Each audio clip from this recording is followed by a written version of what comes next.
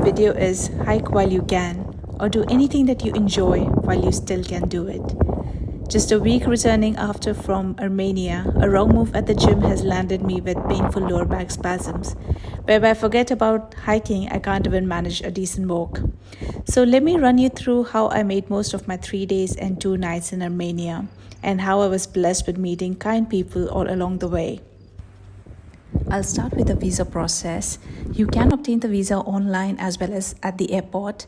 I encountered issue paying my visa fee online, which was €7, so I had to obtain at the airport, which was a smooth process and cost me around €10.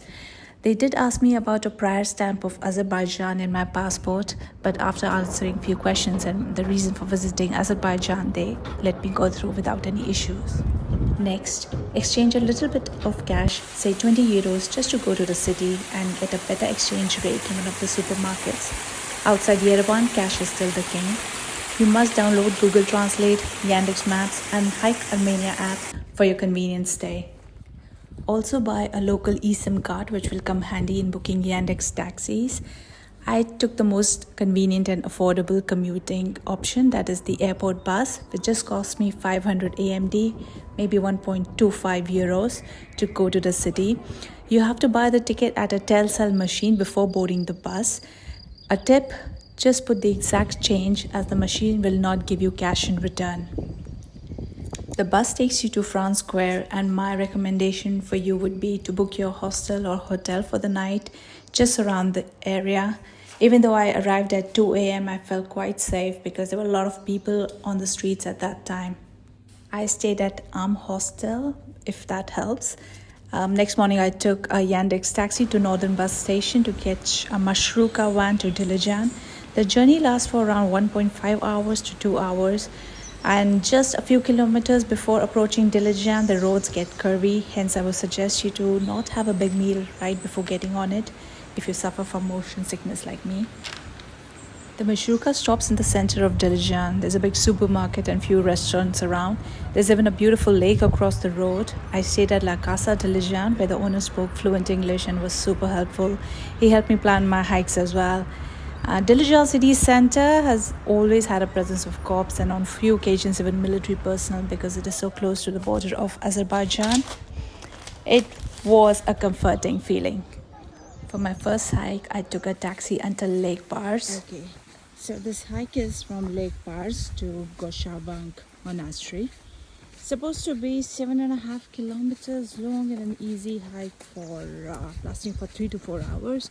And it's supposed to be a hike which is turning into a slow trail run because I'm really scared to hike alone at this hour. And there's no internet connectivity, so I don't want to get lost there either. So yeah, hope to get out of here soon. I can be a real drama queen when it comes to having a rough patch on a hike or in life. But at the end, it always works out. I mean, look at this beauty. No wonder Dilijan is called the Switzerland of Armenia. Just stunning. Okay, of all the fauna, I never expected to find this little buddy at Dilijan National Park. Like, dude, what are you doing here? Okay, bye. Stay safe. I'm almost here in less than 3 hours, so that's good. It's an easy hike. There are a few rough patches of mud and rocky terrain, but that's doable. Is it well marked? Well, most of the places, yes, they have few markings on the trees, but there are places where you do have to open your offline Google Maps and see if you're going the right way, but it's quite manageable. Okay, that's Goshawang Monastery, nestled in the hills of Dilijan National Park.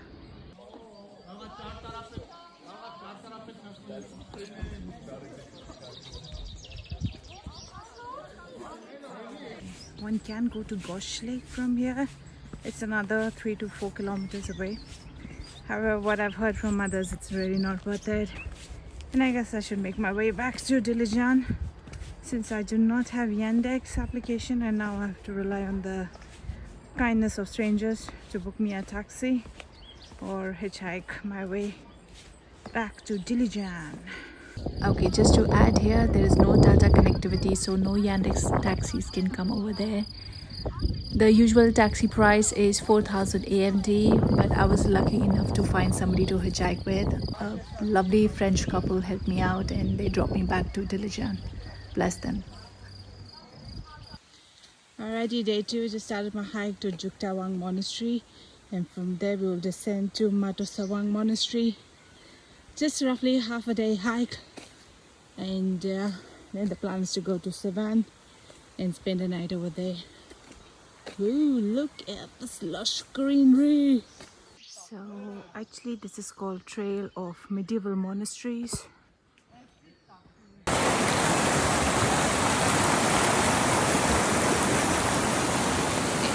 think this is the right way because people do say that you have to cross the river right, to go to Matosavana Monastery.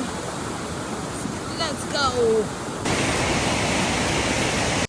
Okay, this seems like an abandoned church, and these are medieval churches called Gupta Church. Armenia follows Orthodox Christianity, and this is absolutely gorgeous. We are going to reach Gupta Church now. I think this one is still visited because I could see some flowers inside.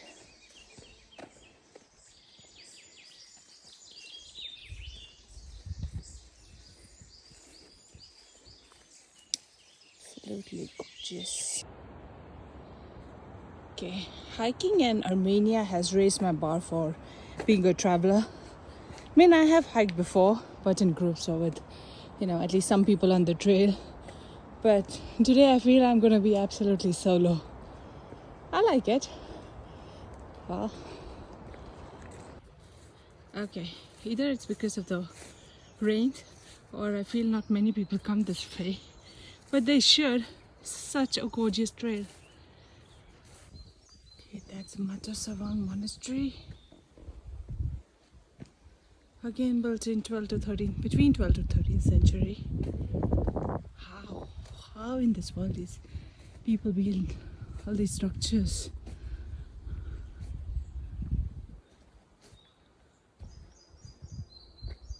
Okay. It's obviously abandoned. Okay, thankfully I found another couple on the trail. Good news. Alrighty, so Dilijan National Park is humongous. However, I managed to do 2 trails. One is Medieval Churches Trail, which is really short and gorgeous. One is Transcaucasian. After my short hike, I took a mashruka going to Yerevan and asked the driver to stop at Sevan. They stop on the highway. So after that, you just need to take a Yandex taxi to go to your hostel or work it out.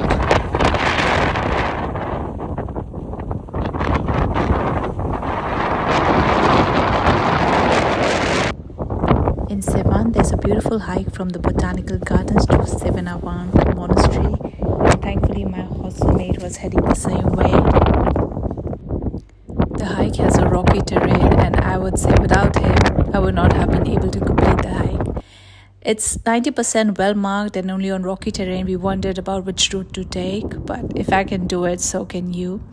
The view was absolutely spectacular and made the hike worth it. The nature in Armenia is raw and it feels untouched.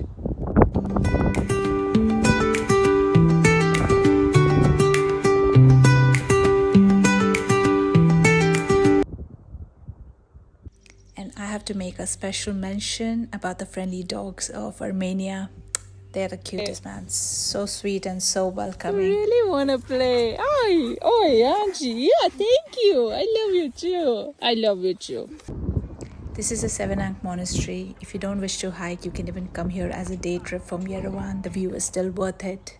To celebrate our hike, we had pomegranate wine and delicious kashlama. The must try.